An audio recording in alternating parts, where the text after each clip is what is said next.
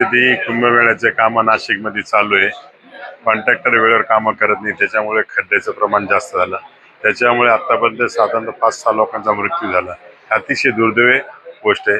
या संदर्भात राज्याचे मुख्यमंत्री देवेंद्र फडणवीस स्वतः 19 तारखेला नाशिकला येत आहे आणि त्यांनी आदेशही केले.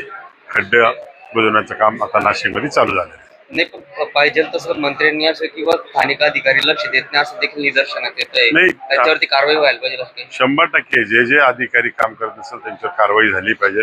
कारण लोक जात आहेत, मरत आहेत. म्हणजे एखादा व्यक्ती गेल्यानंतर त्याचा प्रपंच किती उद्ध्वस्त होतो त्याची जाणीव प्रत्येकाला आपल्याला जाणीव आहे. त्याच्यामुळे ज्या अधिकाऱ्यांकडनं ज्या हलगर्जीपणा होतील त्याच्यावर संबंधित अधिकारी कारवाई झाली पाहिजे. नाशिकच्या कुंभमेळ्यावरून मोठा वाद पेटलेला आहे. टेंडरवरून जे काही घमासान चालले त्याबद्दल काय? नाही, नाशिकच्या टेंडरमध्ये 592 कोटीच्या ज्या प्रमा दिलेल्या आहेत ते बोगस आहे. तर राज्याचे मंत्री महोदयांनी ते मान्य केले.